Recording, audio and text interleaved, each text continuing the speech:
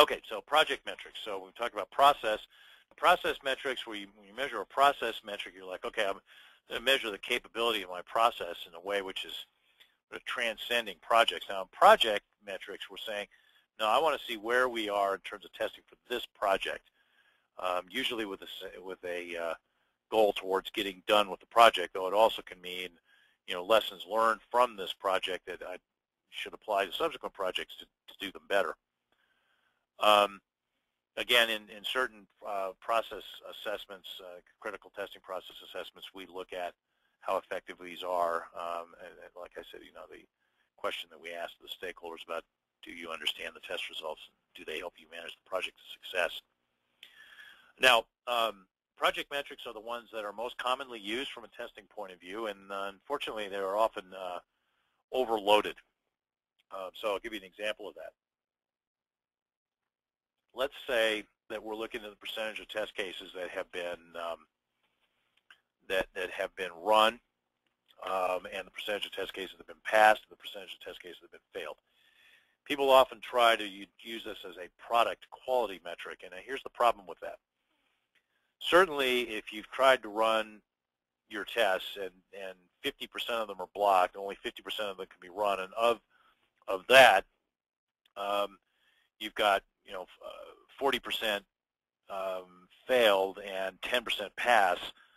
That's bad. I mean, you got 40% failed tests, 50% blocked tests, and 10% pass tests. You can say, yeah, the quality of this product is bad, almost certainly. Though it could mean that the test environment is just set up completely wrong, and none of the data is loaded properly. So it could actually be telling you that your test process from a test system setup point of view is broken. But even if we assume that that's all correct, the tests are being run correctly, okay, we can say we know bad when we see it, but how about good? I mean, if we say that 100% of the tests are run, 90% pass, and 10% fail, is that good or bad? Depends. Depends on which 10% failed. It also, just because 100% of the tests were run doesn't mean that we should have a high level of confidence in the product, because that's not coverage. Coverage has to do not with what percentage of tests have been run. That's a self-fulfilling prophecy in a sense. It's circular logic. Coverage has to do with what percentage of the test basis has been covered. Now, when I say test basis, I'm referring to that which the tests are based on. In other words, what we should test. How much of what we should test have we tested? Percentage of tests run doesn't tell you anything about how we're doing in terms of coverage. I mean, if our tests are perfectly set up and they're covering all the right things, and yeah, I guess it does tell us something, but that's certainly, there's no guarantees of that sort of thing. So be careful of overloading these project metrics. This is one of the big mistakes that we see being made. Excuse me. Here's a example of a project metric, and I just want to go through this quickly. And those of you who have seen the results reporting webinar, you're kind of familiar with this. And if you haven't, I'll just say, go check it out on the digital library. All the recorded webinars are out on the digital library, and you can find them very easily. Anyway, this is a trend chart. It's a trend chart because this axis down here is time, dates specifically. We have 5 data points that are being plotted on this graph. We have this one, which is the cumulative or total number of bugs opened on a daily basis. Each data point there is a day. And this is the total daily close. This cumulative number of bugs that are closed really should probably be resolved in the sense that it also includes deferred defects. So as we can see, we're finding defects and they're getting fixed. This is marching along behind. It's cumulative. That's why it keeps going up. We're at about 1,200 defects found and about, it looks like a little over 1,000 fixed. And we believe we're going to hit about 2,000 defects total by the project end date of March 21st. So that says there we expect this to go up, flatten out, and hit there. At the same time, we expect this curve, the cumulative close curve, to come up and intercept sometime on or before the 21st. And that's when I was talking about convergence before. That's what we expect to see.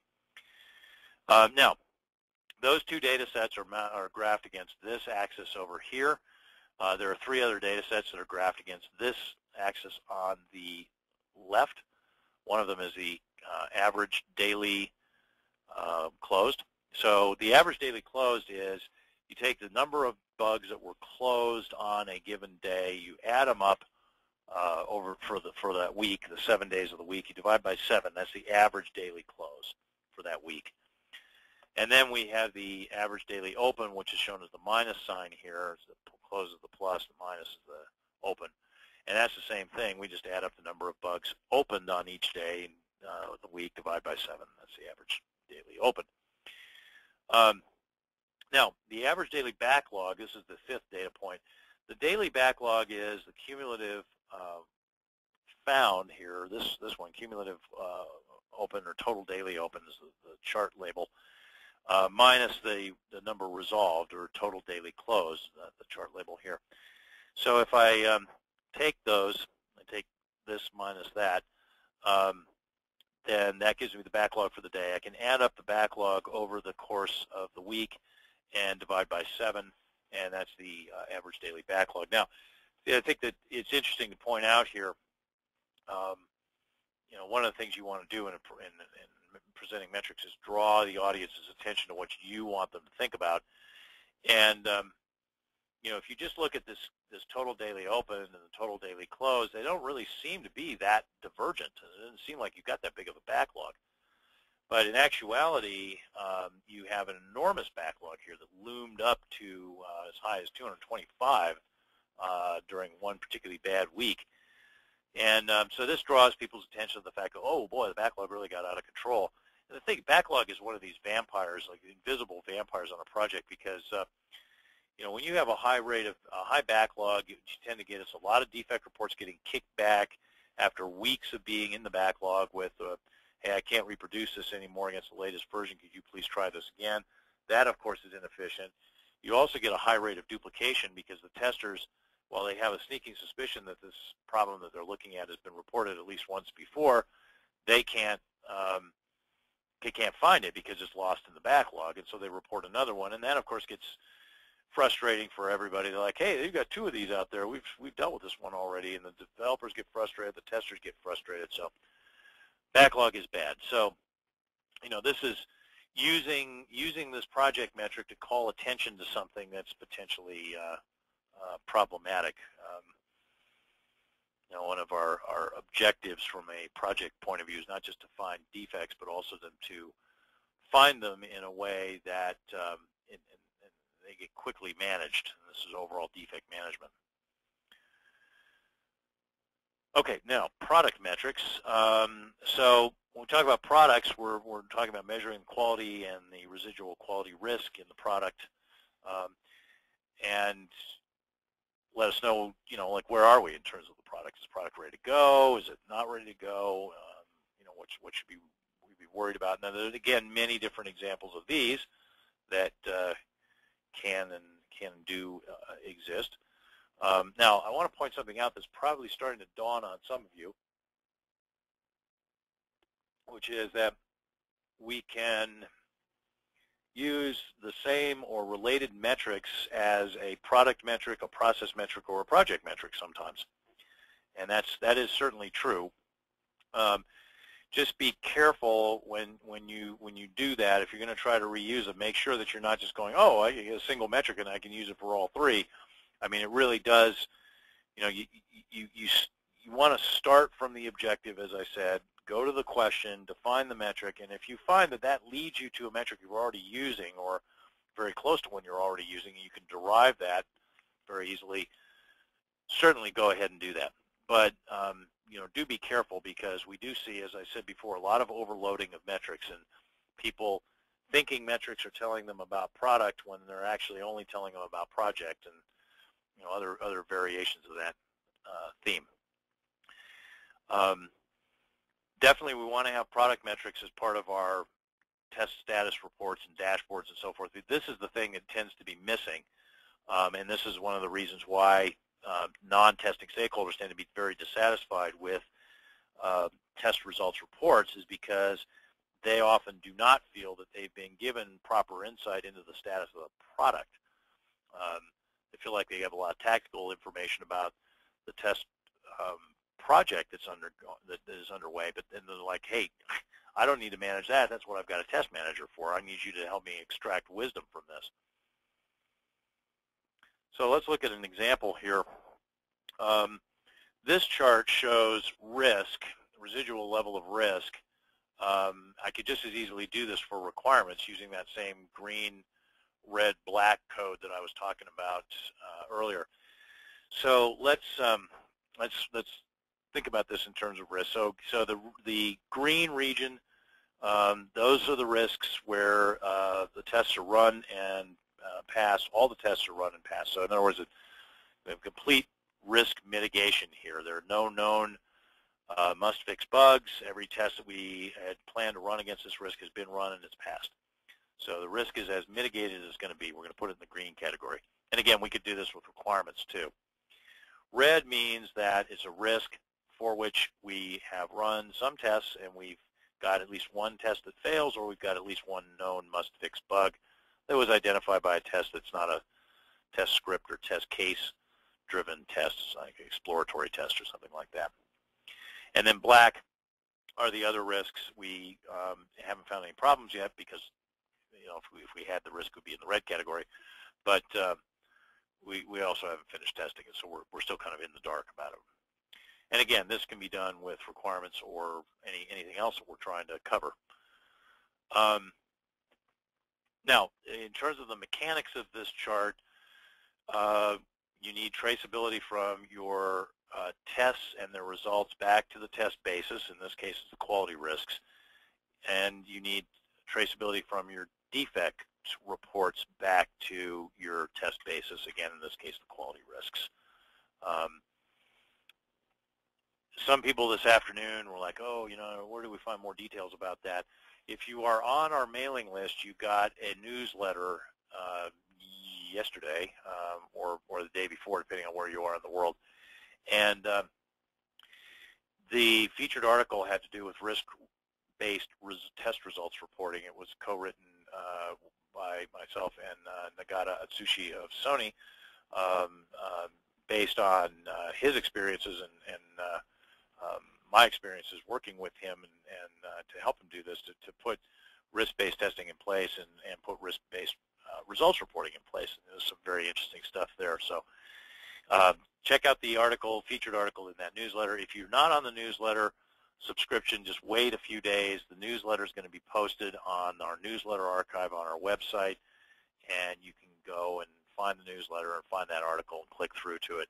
That article was in the November-December edition of Software Test Professionals as well, so you can go to the Software Test Professionals website that I referenced earlier and take a quick look at that too if you want. So there's a number of ways to find that. Oh, okay, so now back to this. This chart is a sequence of pie charts, so let's be clear about how this works. At the beginning of the test execution, of course, the pie chart's all black because none of the tests have been run, so you haven't covered everything. As you start to run your tests, what will happen is that some of the tests will fail and some of the tests will pass, and eventually all the tests for a particular risk will have been run, and that risk becomes green. As the tests fail, of course, the risks are basically going out of the black into either the red category or the green category, depending on whether all the tests pass or one or more of the tests fail. So what's going to tend to happen earlier in the test effort is that the red region is going to grow disproportionately fast, especially if you're doing risk-based testing, because you're going to run tests that have a higher likelihood of failing earlier in the project. So the risks bleed disproportionately from the black into the red region, and it creates the appearance of the red region like chasing the black out. And then what starts to happen is that risks start to migrate from the red region as the problems are being fixed, and also from the black region as lower risk stuff that doesn't tend to identify problems passes. And so then you get the green chasing the red out, and you get to what we see over here where it's almost all green. And at any given point, we can report to the project team, okay, these are the risks that are in the black, and these are the risks that are in the red. And if people are, say, if the project team says, you know, we'd rather just accept those risks as unmitigated risks rather than continue the testing, then you've reached that balancing point between the level of risk and the level of other level of quality risk, excuse me, and the level of the other kind of risk posed by things like continuing the testing and so on that would exist. So this actually allows the project team to make an informed release decision rather than basically what they usually are doing is trying to guess out of myriad defect results reports and test case results reports what current status of the product is, and it's not quite as bad as how they used to do predictions of the future in the ancient times. If you read Herodotus's histories of the Greek wars with the Persians, you'll know that they would sacrifice a sheep and then look at its entrails to try to figure out what was going to happen. The Chinese had something similar where they would burn the shell of a tortoise and crack it and look at the way it cracked and say, oh, well, this tells us this or that.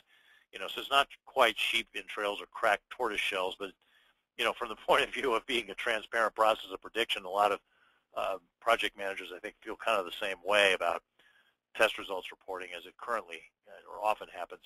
So what I'm suggesting here is that we change the conversation in terms of, not just talking about project status, but let's talk about risk and let's talk about requirements coverage and those sort of things.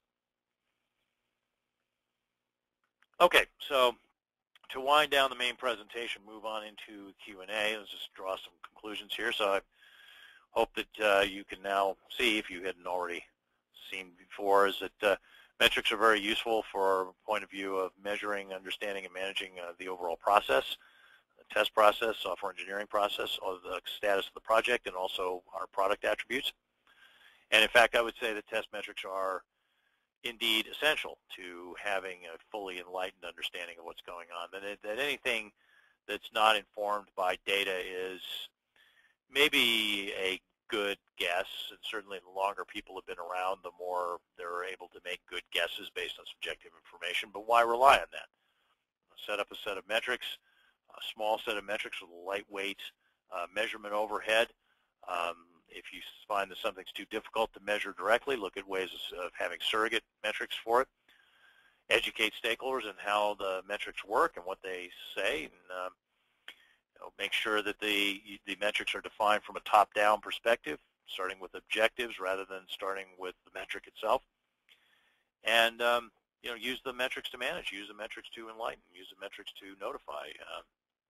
Manage based on data, manage based on facts, rather than just opinions. And don't just manage, improve. You can't make rational process improvement decisions unless you're looking at data. We recently helped a client make some pretty momentous efficiency gains, or at least get started on the path to make some momentous efficiency gains based on some metrics that we looked at in terms of defect data. They knew subjectively they had a problem with their defects, but it wasn't until we sat down and measured it that they said, oh, wow, that's a tremendous amount of money. We really should do something about that. Okay, so as usual, I will put the advertisement up here while we go into the Q&A world. Now I'm going to undock my question panel here, because this is always something of a challenge. We had a question here from Irina. Good to see you here again, Irina. You ask, how are metrics related to KOI, or key operating indicators, please? These acronyms, KOI for key operating indicator, KPI for key process indicator, and so forth, these get used in a lot of different ways in organizations. So I worry a little bit, Irina, that the way this is used in your organization might be inconsistent with what I'm about to say. So I would take this into account. So, I mean, basically a KPI or a KOI really it's the same as the metric that I was talking about.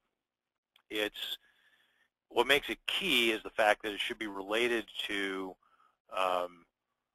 some critical thing. This gets to the pertinent, right? There's some objective, and it really matters to us, and so that makes it key. As far as the operating or process element of it, this is going to be it's looking at the process or looking at the operation and assessing how we're doing. So they tend to be, though it's hard to say uniformly again because of the variation in usage, these tend to be more process metrics than project or product metrics. So a KPI or a KOI would tend to be a process metric that has a clearly definable relationship to some sort of critical objective that relates, again, to the process. Let's see, let's get some email questions here. Excuse me. What kinds of metrics mistakes do you see people making? Good question. There's certainly a number that we've seen. Confusing process capability metrics with individual capability metrics, probably the most scary problem. And of all the mistakes, really the most corrosive is this one, because here's how this works. You've got some sort of process capability metric like finding defects, and this is measuring the overall capability of your software testing process. It's a defect finding operation. It's not measuring the competence of your individual testers, but we've seen situations where people's performance evaluations get tied to these process capability metrics, and they feel like, hey, I can't control the process. I can control my little piece of it, my contribution to it, but there's bigger pieces that count for a lot more of the behaviors than what I do. And that tends to just be a morale killer. It basically turns performance evaluations into some sort of game of chance, which is completely unfair and will not result in the kind of behavior that you would want. Now, even if you do try to get this sort of right, you get to another metrics mistake, which is rewarding people based on metrics in a way that results in suboptimal or counterproductive behavior. Like an example of that is we had a client once where when they were moving from one level of testing, from system testing to system integration testing, basically, the only metric that they looked at in their exit criteria for the system test was what's called the defect fix percentage. What percentage of the defects found had been fixed? This actually had a very bizarre result, which is that the project managers would try to create situations where there would be a large amount of duplicate defect reports that were filed, because then when they closed out a single problem, they could actually close more than one defect report and mark it as fixed, so having a disproportionate impact on the percentage of defects that had been fixed. And one project manager boasted to me during the assessment interview, like, oh yeah, we collect these duplicate defect reports, and then when we get to the cutoff day for going into system integration tests, we haven't hit our 90% target, we just fix a bunch of the duplicate defect reports and it shoots us right over the edge. Basically what he's saying is we ignore the priority of the defect reports in our fixing. We focus on fixing reports that are duplicated, regardless of their importance, because it scores us more points on the defect fix percentage. Now that's completely counterproductive behavior, but it's exactly what you would expect if you incentivize a project manager based on release dates, and you can't blame the project manager for doing it. The incentive was created by management, and you cannot blame someone for responding to an incentive, even if it's plainly obvious that responding to that incentive is actually counterproductive to the organization. Unbalanced metrics that don't show a complete picture is another mistake that is often made. So, again, think about this. Have I addressed all of the objectives? If you're just focused on one or two of the objectives, and you've got objectives for which there aren't metrics, then do not be surprised when that doesn't turn out well, and those objectives that don't have metrics don't get achieved, because the management rule of thumb, that what gets measured gets done, is got as its corollary what doesn't get measured doesn't get done. So, if you don't have balanced metrics that address all the important objectives, then expect that the objectives that aren't being measured will not be achieved.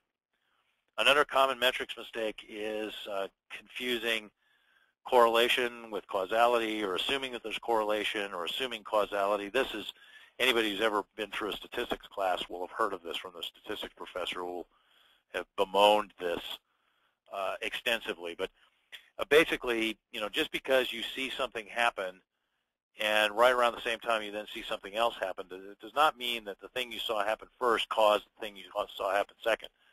They could be completely unrelated, random chance, or they could be correlated to something else, which is the real cause underlying them.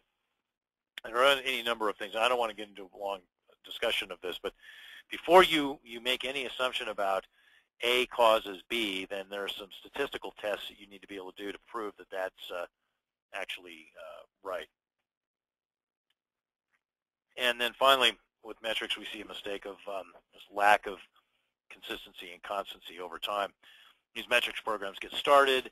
People don't have a lot of staying power. They put metrics in place, but then they don't go with them over the years that it takes to see improvements, and they just kind of give them up, and it's the fad of the month, which is not by any means unique to metrics programs or to testing, but it's certainly it's a common problem with metrics. So I got a question from Atsushi, Atsushi Nagata, my co-author of the risk-based testing article. Good to see you online. I hope you're having a fine day in Tokyo this morning. So question, how many metrics is reasonable or useful? Some guideline. Oh boy. Well, let's see. So, I mean, I think my general rule of thumb in terms of testing dashboards is, for project status, is to try to keep it like 4 or 5 if you can cover all the important project related objectives in that number, and that does seem to work. If you've got you can look at where you are on defects, you can look at where you are on test progress, you can look at where you are on coverage, and those main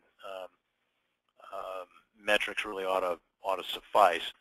In terms of like process capability, I mean, you have 12 critical testing processes, and so you've got to be a little more fine-grained on that.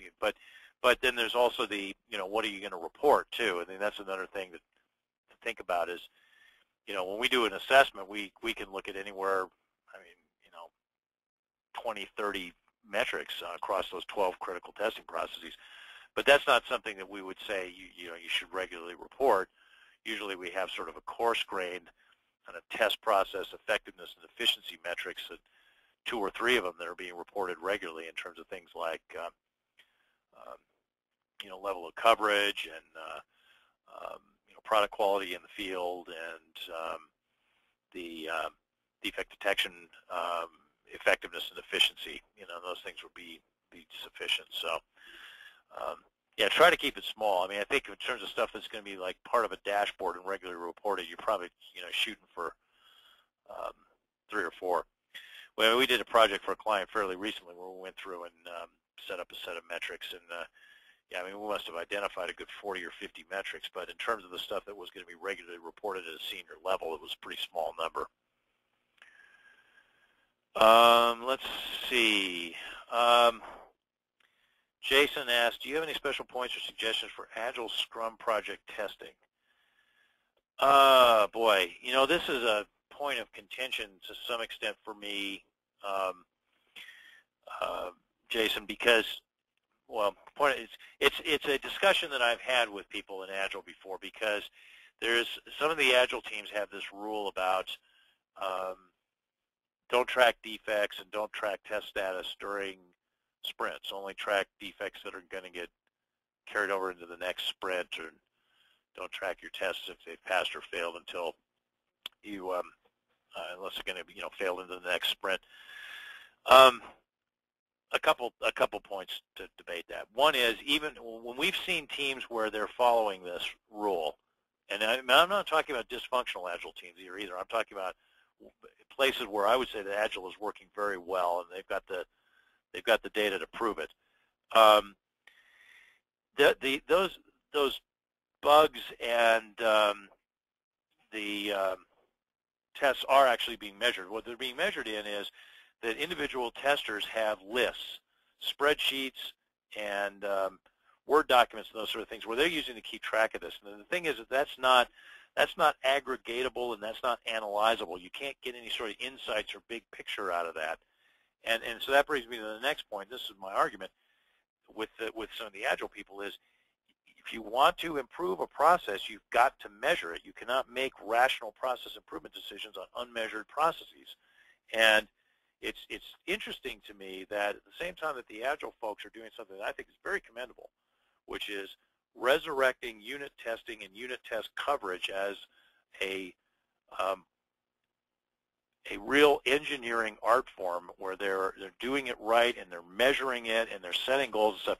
At the same time, to be instilling processes that basically blind us to defect management in the software engineering process, which is one of the most critical software engineering processes there is really kind of ironic. So my suggestion to you, Jason, and I realize that you're going to be, spitting into the wind to some extent on this because you're going to get the three-letter firing squad directed at you, or three-word firing squad directed at you, which is namely, that's not Agile. But, regardless of that, you can't improve it if you don't measure it. And so I'd say make the case, we need to have some repository. Now, again, this can be lightweight. Measurement, I'm talking about measurement overhead here, as mentioning before. It does not have to be heavyweight to be a valid measurement. It just has to be a valid measurement. It has to be taken consistently, the same way, every time it's done. It doesn't depend on the person doing it to what the measurement would be. But, we need measurements. So anyway, I'll get off my hobby horse here. Best of luck with that, Jason. As I said, it's funny in Agile because there are some things such as unit testing and unit test coverage where they're just I just couldn't be happier with the trends that are playing out. But then there's other stuff like defect management where I just struggle to understand the logic behind the argument that we shouldn't track defects because that's quote unquote too much work. Let's see, a comment from Matsushi. Thank you very much. Quite welcome. It's good to have a discussion with you in these evening webinars. I enjoy evening my time, morning your time. You're sipping coffee, I would assume. Let's see. What metrics, Rajesh asks, what metrics can be used for defect prevention and how? Well, so here's something interesting. Now, this again involves having a robust defect tracking process in place. If you track your defects that are found in requirements reviews, design reviews, code reviews, unit testing, integration testing, acceptance, system testing, acceptance testing, and so forth, and you can look at the defect detection percentage in each one of those, what you want is what's called 100% phase containment. What that means is that every defect is detected and removed in the same phase in which it was introduced. And you can measure that. In terms of what you're actually going to get, it's going to be less than that.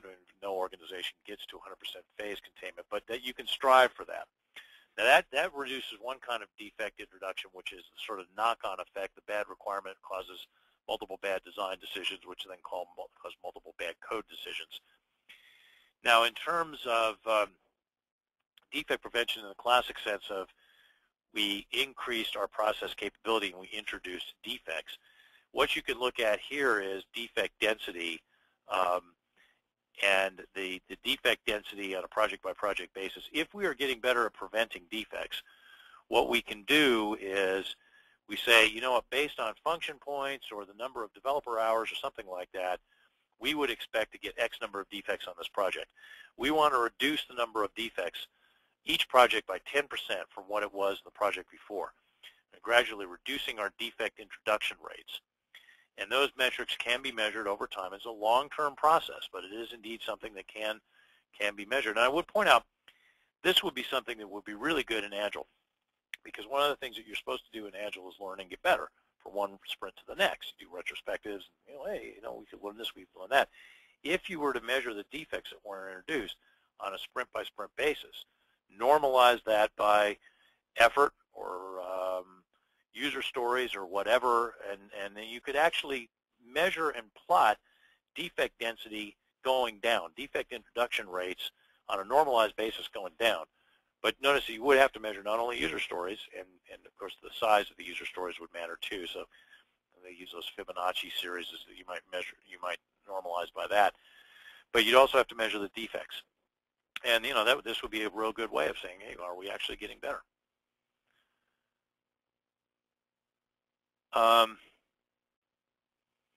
So Todd has a question. We expect you will say it depends, but are there any commonly used metrics that you would recommend?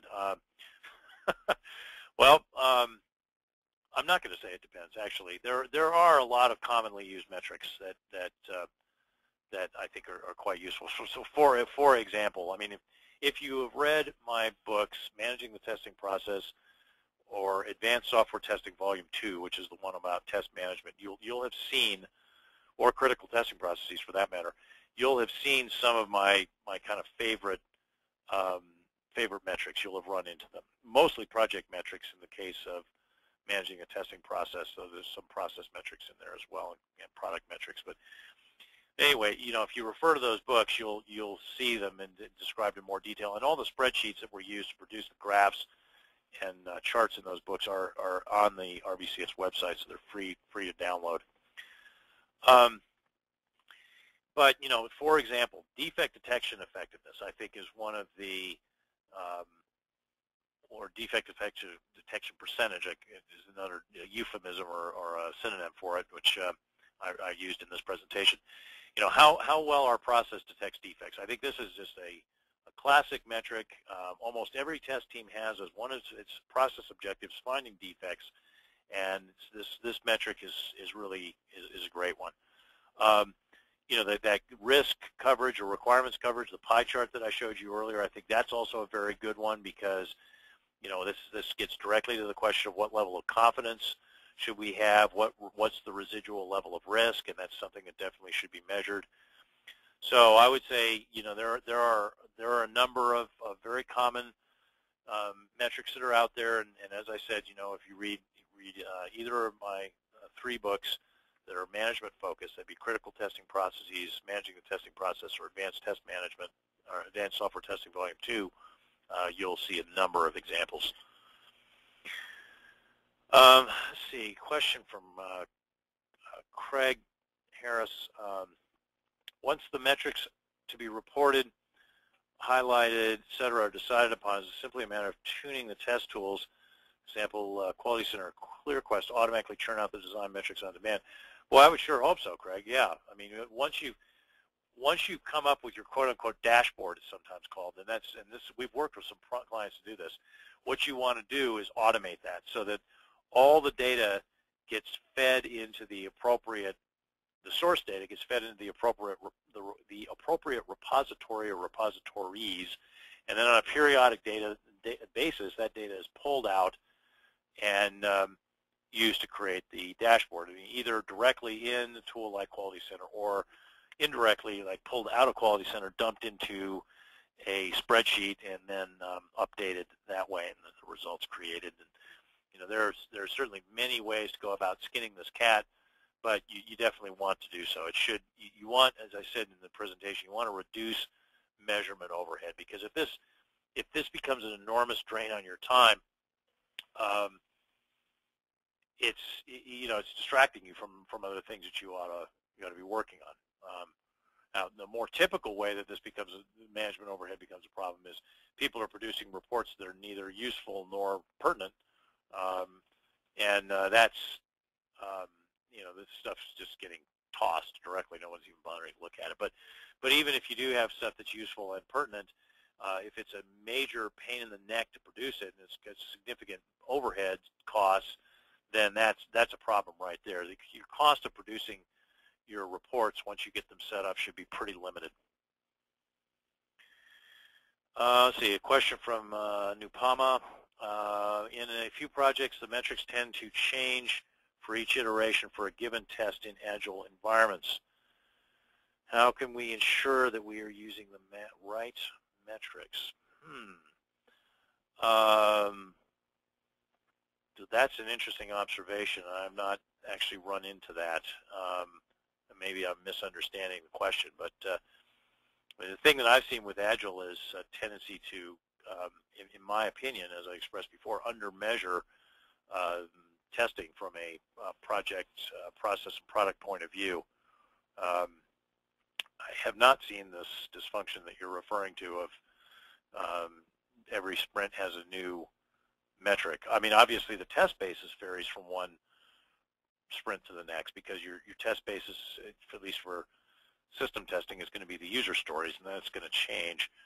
But you know, we can measure coverage of the user stories. We can measure defects found per user story weighted on size, as I alluded to a few moments ago. I mean, it seemed like you can define a constant set of metrics and keep those. And if there's a lot of redefinition of the metric, that's kind of curious.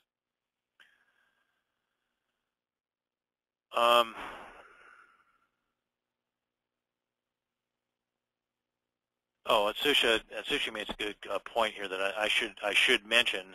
He brought this up in passing, but I should mention, and I am reminded by something that he mentions in the comment, that the approach that I'm describing in terms of generation of metrics there is derived from Victor Basili's what's called goal question metric approach. And there's plenty more information about that out on the web if you want to take a look at it. So I would encourage you to do that if you're interested in it. I was trying to pack a whole lot of stuff into a fairly short time, so I didn't want to get into a long digression about Basili and how he came up with this.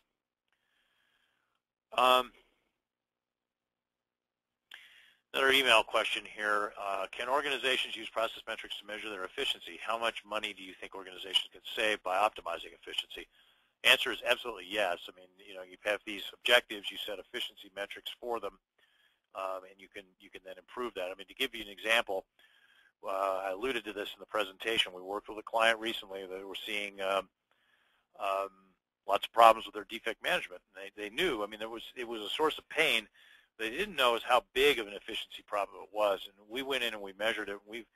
We've estimated using their data, and they agree with this estimate, that the waste is probably somewhere in the neighborhood of 10% of their overall software engineering budget per year, and that software engineering budget per year is $1 billion. So, you know, do the math. That's $100 million in waste, and that's a lot. That's a lot of money that can be saved. So, you know, once you start to measure these inefficiencies, that really gets people's attention, because management will look at that and say, whoa, my God, how much money can we save? Now, in terms of like how to measure that for testing, you want to look at, you know, opportunities to improve. You know, look at cost of quality. This is something I don't have time to explain in any level of detail now, but if you go out to the RBCS website, look at some of the articles or presentations that have to do with return on investment, testing return on investment. Take a look at those. They'll describe how to actually quantify cost of quality, and you know, that's how you can measure efficiency. And again, these kind of simple techniques, the ones that I discussed in my books and in this webinar and in the discussion about cost, quality, and so forth, it can be used to identify, using simple math, potential savings of again, you know, tens of millions, potentially even hundreds of millions of dollars. Okay, well, I thank you all for your questions. We're got a lot of good questions this time. Again, more than we can always get to. Always happy to take questions subsequent to be posted on the blog via an email to info at rbcs-us.com. Good questions will get popped up on the blog, and we'll probably link to the recorded webinar.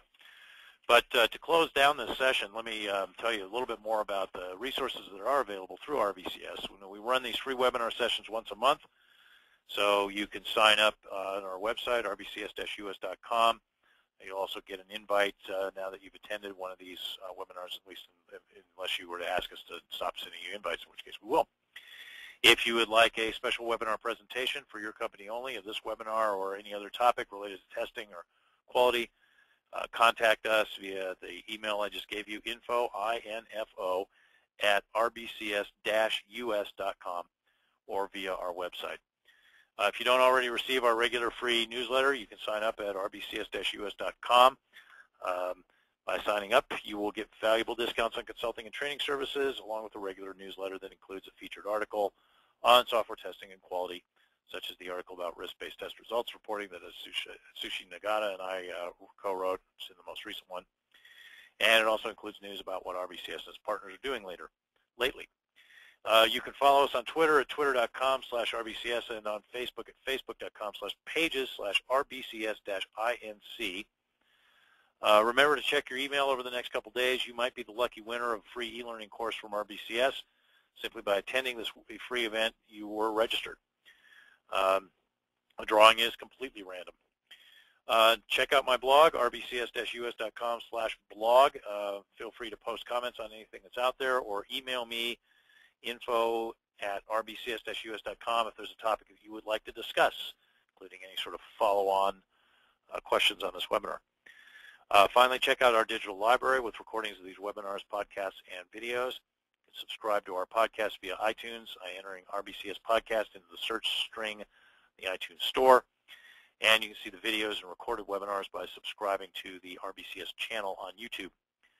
We offer these free resources as a service to the software testing community because at RBCS, we're a not-just-for-profit company. This concludes the webinar. I'd like to thank everyone for joining today and for asking such stimulating questions. Always great to have a good active session on these evening ones. And thanks for showing up. I look forward to seeing all of you guys next time. Good night. Hi, I'm Rex Black, President of RBCS. Welcome to the RBCS YouTube channel. Hey, I hope you enjoy all these free resources that are available here. And do us one favor. We need to keep the lights on, and we need your help to do that. So, when you need testing and quality-related services, training, consulting, expert services, you name it, let us be one of the bidders on that next job. We don't expect to get all of your business, but we'd like to get a chance. Thanks, and enjoy the shows.